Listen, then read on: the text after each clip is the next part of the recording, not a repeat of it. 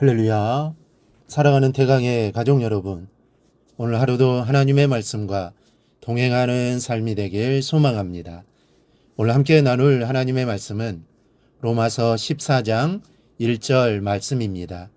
믿음이 연약한 자를 너희가 받되 그의 의견을 비판하지 말라. 아멘. 이 사람들이 범하기 쉬운 잘못 가운데 하나는 나쁜 측면은 크게 보고 또 좋은 면은 작게 본다는 사실입니다. 잃어버린 하나 때문에 가지고 있는 99에 대한 기쁨을 잃어버립니다. 이 자녀가 6이 부모가 있었습니다. 그런데 한 자녀가 불효자입니다. 그런데 나머지 5 자녀는 효자입니다. 그런데 불효자식 하나 때문에 5 효자가 주는 위안을 생각하지 못하는 게 사람입니다. 이 다른 사람을 놓고 볼 때도 마찬가지입니다. 그 사람이 가지고 있는 많은 장점은 쉽게 지나쳐 버리면서 하나의 단점만 드러나면 그것을 물고 늘어지는 경우가 많습니다. 운동선수가 운동을 잘할 때는 극찬을 하다가도 실수를 하면 금방 비판을 합니다. 축구선수가 헛발질을 하거나 야구선수가 수비 에러로 점수를 주거나 하면 금방 태도를 바꾸어 신랄하게 비판하기 시작합니다. 물론 이런 비판들은 그 사람의 성격이 좀 유별나서 그런 것도 있지만 인간의 본성에서 나오는 것입니다. 사람에게는 좋은 면보다는 나쁜 면들을 더 크게 보는 성향이 있기 때문입니다. 이 교회에서도 마찬가지입니다. 다른 성도들의 장점보다는 단점을 끄집어낼 때가 더 많습니다. 그리고 그것을 말거리로 만들어서 교회를 순식간에 시끄럽게 만들어 놓고 마는 일이 종종 있습니다. 고린도 교회가 그러했습니다. 이 교회 안에는 믿음이 강한 사람도 있는가 반면 믿음이 약한 사람도 있기 마련입니다. 그런데 이 두 부류가 서로의 단점만을 바라보며 다투기 시작한 것입니다. 여러분, 교회에 온 지 얼마 되지 않은 초신자들은 신앙생활하는 것이 어색하기도 하고 생소합니다. 아직 교회 생활이 몸에 익지 않습니다. 아직 기독교의 본질적인 중요한 교리들을 알지 못할 뿐만 아니라 교회 안에서의 행동이나 용어들도 어색합니다. 그리고 무엇을 어떻게 왜 믿어야 하는지조차 잘 알지를 못합니다. 때문에 전도는 불신자를 교회로 데려다 놓는 일만이 아닙니다. 때론 초신자에 대하여 끊임없이 관심을 가지고 또 기도하고 교회 생활에 적응할 수 있도록 도와주는 것까지가 바로 전도입니다.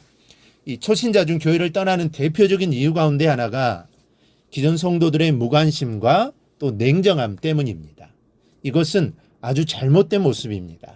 게다가 무관심과 냉정함에 끝나지 않은 경우도 있습니다.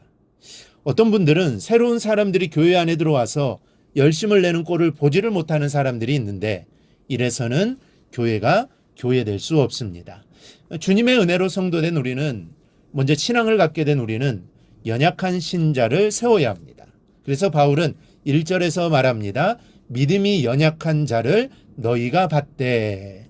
믿음이 강하다는 것은 약한 사람을 얼마든지 내 마음에 받아 이해할 수 있다는 뜻입니다. 믿음이 강하다고 하면서도 약한 사람들의 믿음의 모습을 받아들이지 못하면 그것은 강한 믿음이 결코 아닌 것입니다. 하나님께서 우리에게 원하시는 것은 조화입니다. 색깔이 같아지는 것이 아닙니다. 만약 똑같아지는 것이 하나님의 뜻이었다면 사람의 모양과 성격을 이렇게 가지각색으로 만들어 놓으시지는 않으셨을 것입니다. 로봇처럼 물건처럼 똑같이 만들어 놓으셨을 겁니다. 하나님이 아담과 하와를 창조하시고 그들에게 자유의지를 주셨습니다. 그 이유는 아담과 하와를 로봇과 같이 만드시지 않았다는 것이죠. 자유롭게 생각하고 스스로 선택할 수 있는 의지를 주신 것입니다. 그 자유의지를 잘못 사용하여 죄를 범하기는 했지만 하나님은 우리에게 스스로 선택할 수 있는 의지를 주신 겁니다. 그리고 아담과 하와가 조화를 이루기를 원하셨습니다. 아담과 하와가 서로 생각이 다르지만 둘이 한 몸을 이루라고 하신 것입니다. 이렇듯 하나님께서는 제각각 색깔이 다르지만 이것이 가장 아름답게 조화를 이루는 것을 보기 원하십니다. 한 가지 색깔만 있는 것은 쉽게 실증이 납니다. 이 조화를 이루어야 합니다. 그러기 위해서는 각자의 색깔이 다른 것을 그대도 받아들일 수 있어야 하고 바로 이것이 믿음이 강한 자가 감당해야 할 몫입니다. 그리고 비판하지 말아야 합니다. 의심하는 것까지도 비판하지 말라고 바울은 말했습니다.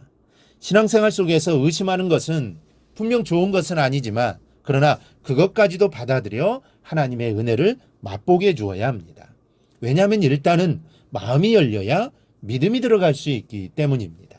비판으로는 절대로 마음을 열 수 없습니다. 바울은 지금 이것을 말하고 있는 것입니다.